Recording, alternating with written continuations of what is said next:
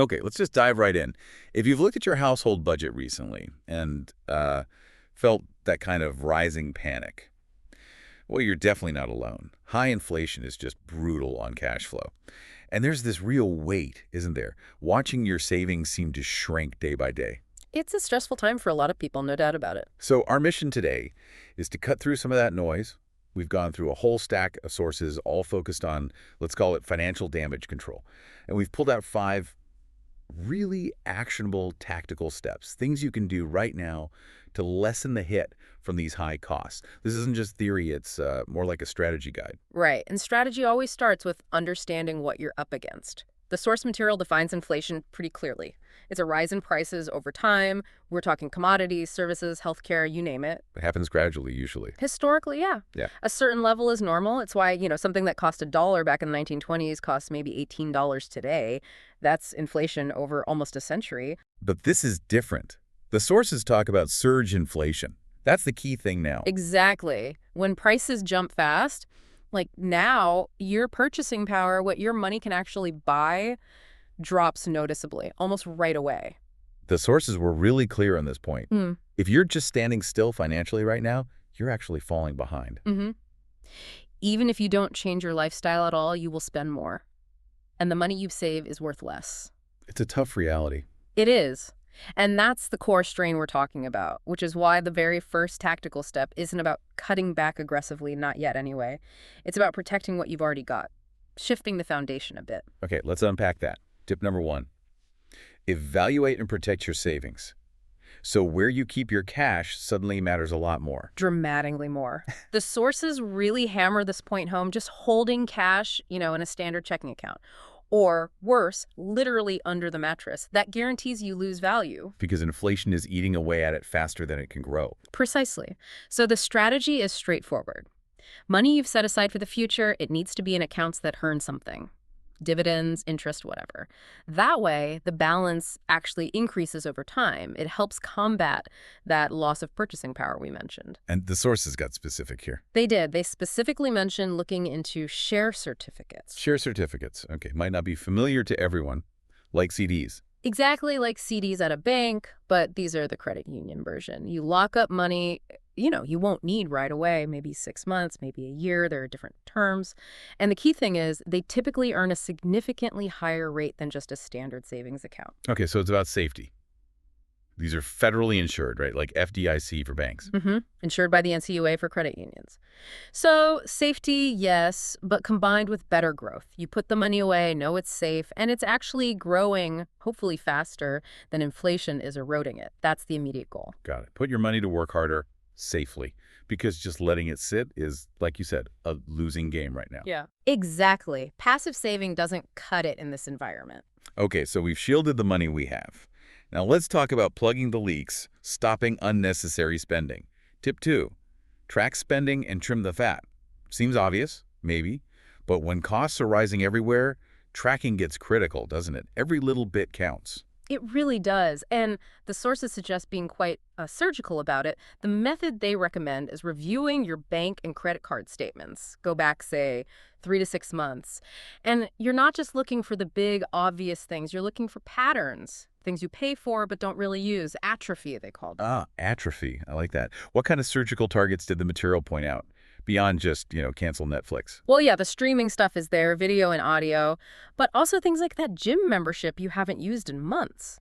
The sources called these set it and forget it leaks. It's interesting. One source claimed the average person pays for nearly 4 dormant subscriptions. 4? Wow, that adds up fast. Hundreds of dollars a year, potentially, just leaking out. There's a behavioral tip, too, the 60-day rule. Okay, what's that? If you haven't actively used a subscription or that gym membership in the last 2 billing cycles, so 60 days, just cancel it immediately. Be ruthless about it. Pretty much. And this applies to habits, too, like dining out versus cooking more at home. That's an obvious pressure point on the budget. Right. Trimming this kind of discretionary spending, the stuff you won't really miss day to day, can make a big difference without feeling like you're making huge, painful sacrifices. Yeah, that's a good distinction. Reducing friction, not like total deprivation. Exactly. Okay, moving on. Tip 3. This is where, for me, it gets really interesting. Debt. And the sources link this directly to what the central banks are doing. Mm. Why does high inflation make debt suddenly more expensive, and what debt should we be attacking first? This is crucial. It connects right back to how authorities fight inflation. Central banks raise short-term interest rates. Why? To slow down spending, cool the economy, and hopefully bring prices down. But that action hits you in two main ways. First, any new borrowing costs more. Second, and this is key, any existing debt you have with a variable interest rate gets more expensive almost overnight. Variable rate debt. So, like credit cards. Credit cards are the prime example. That's your primary target, according to the source material. If you carry a balance on a credit card, that interest rate might already be high, maybe 25%, 29% even. Now, with rates going up, that debt grows even faster. It can snowball really quickly. That's the financial emergency you need to tackle first. Okay, but hang on. What about big debts, like a mortgage? Say I have a mortgage at, 4% fixed rate. That's a huge balance compared to my credit card. Yeah. But the sources are saying prioritize the credit card. That feels a bit backwards. It feels backwards, but it's absolutely the right strategic move based on the research. This was sort of the aha moment in the material. That fixed rate mortgage, you locked that rate in maybe years ago. It is completely immune to these current interest rate hikes. Ah, okay. Fixed means fixed. Right. And get this. If your mortgage rate is, say, 4%, but inflation is running higher, maybe 7%, you're effectively paying back that old debt with dollars that are worth less than the dollars you originally borrowed. Huh. Never thought of it that way. So the sources actually suggest it's a perfectly safe, even smart financial choice to just keep paying that low fixed rate debt off slowly over time. All your extra energy, any extra payments you can make, need to go towards hammering down that high interest variable rate debt first. The credit cards. That completely reframes how you think about paying off debt. It's not just the balance size, it's the cost of the debt relative to inflation and current rate. Precisely. It's about the cost versus the value of money. And one more critical point on tackling that variable debt, especially credit cards. Yeah. Minimum payments are dangerous right now. With rates surging, the minimum payment might only cover the interest that just got added. It might not touch the actual amount you owe, the principal. So you're basically stuck, running in place while the debt grows. Exactly. You have to pay more than the minimum to actually make progress and reduce the principal. Otherwise, you're just treading water, and the current is getting faster. Okay, that's a really important warning. And speaking of interest rates and big loans, like mortgages, this leads us right into the next tip. Tip 4. This one's specifically for people thinking about buying a home or maybe refinancing right now. Yes. Considering an adjustable rate mortgage, an ARM. Now, this sounds counterintuitive, maybe even like a recipe for disaster, given the history of ARMs, especially with rates so high and volatile. I understand the hesitation. That historical reputation, it often came from, frankly, some pretty predatory, unregulated products back in the day. Today's ARMs generally have more safety features built in. The logic the source is present is really about looking ahead. What do you expect rates to do? If you take out a fixed-rate mortgage today, you're locking in a rate that's, historically speaking, quite high. For 30 years, potentially. Right. You're stuck with it. Stuck with it unless rates fall significantly, and then you have to pay potentially thousands of dollars to refinance to get that lower rate. So the ARM is kind of a bet, or maybe a hedge, that these current high rates won't last forever. Exactly. It's a calculated hedge. An ARM's rate isn't fixed. It's tied to some underlying index rate. So if the central banks manage to cool inflation and they start lowering interest rates in, say, a few years, Your ARM would go down automatically. it should decrease automatically, yes. You benefit from falling rates without the cost and hassle of a full refinance. But the fear is always the other way, isn't it? What if rates keep going up? You could get hit with huge payment increases. What protections do the sources mention? This is absolutely key. The sources are adamant. You only consider an ARM if it has specific caps. These are non-negotiables.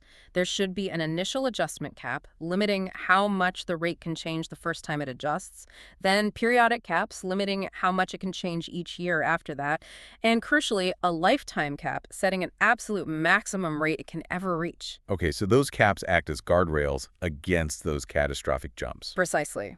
Those guardrails are what separate today's regulated ARMs from the toxic ones of the past. They shift it from being just a risky loan to potentially a strategic financing tool.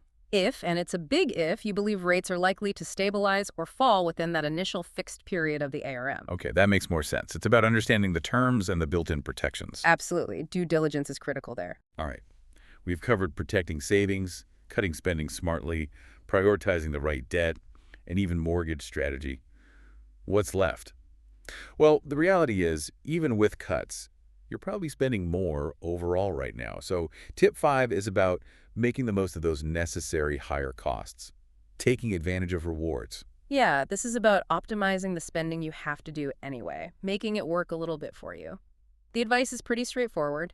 Choose a primary way to pay. Usually it's a credit card that offers really good rewards for your spending patterns. So finding a card that gives you points or cash back on things you buy a lot, like groceries or gas. Exactly. Whether it's cash back or points you can redeem for travel or maybe specific bonus categories. The goal is just to recoup a small percentage of those higher costs back into your pocket. Getting a little something back from that increased spending. Getting more value out of every necessary purchase. Okay, well, we just spent time warning about credit card debt. There has to be a huge flashing warning sign here, right? Absolutely enormous. This is the critical caveat, the essential requirement. You must, absolutely must, pay off the entire credit card balance in full, every single month. No exceptions. Because if you don't, If you carry any balance, the interest charges, which, remember, are higher now because of those central bank actions, will very quickly wipe out and probably exceed any rewards you earned. so the rewards are only a benefit if you use the card strictly as a way to pay, not as a way to borrow. Perfectly put, it's a transaction tool, not a loan tool, if you want the rewards to actually benefit you. Okay, got it. Paid off every month. And, while we're talking about cards and money stress, the sources brought up a quick but important point about security. Yes, that's a really good reminder right now. When people are feeling financially stressed, they can be more vulnerable. Be extremely cautious about unexpected texts or phone calls claiming to be from your bank or credit card company, especially if they mention fraud or demand immediate action. Scammers love to use fear, don't they? They absolutely do. Fear bypasses rational thought. The rule is simple. Never click links in suspicious texts or emails. Never give out personal info on a call you didn't initiate. If you're worried, hang up. Then call your financial institution directly using the phone number on the back of your card or from their official website. Verify it yourself. Solid advice. Always verify independently. Definitely. And just one more point from the sources for people feeling a bit overwhelmed by all this. Yeah. While there are budgeting frameworks out there, like the 50-30-20 rule, which can help structure things, the research ultimately suggests that once you've made these immediate tactical moves we've discussed, it's probably a good idea to consult a professional financial planner. They can help you build a customized, long-term plan that really fits your specific income, goals, and risk tolerance. Right. Personalize the strategy going forward. Mm. Okay, so let's try and wrap this up. We've covered a lot of ground, really a strategic shift in how you need to handle your finances during high inflation. We talked about protecting savings, using tools like share certificates, making those surgical cuts to spending, like the 60-day rule for subscriptions. Focusing firepower on high-interest variable debt, like credit cards, while letting low fixed-rate debt ride for a bit. Considering an ARM carefully, with the right protections if you're in the housing market, and leveraging rewards cards, but only if you pay them off religiously each month. It's a comprehensive set of tactics, really. So what does it all really mean? What's the big takeaway? Well, the fundamental challenge with inflation, the tough part, is that even if you change absolutely nothing about how you live, your spending goes up, and the value of your savings goes down. Passivity is costly. So maybe the provocative question for you, the listener, to think about beyond these specific tactics is this. How does this persistent inflation change the way you value different things? Specifically, how do you now weigh long-term financial security against having immediate access to cash, knowing that just holding cash, holding currency, is now a guaranteed way to lose purchasing power over time? It forces a shift, doesn't it? It's not just about managing debt or cutting a few subscriptions anymore. It might require a more fundamental strategic rethinking of where you park your future value and how actively you need to pursue returns just to stay even.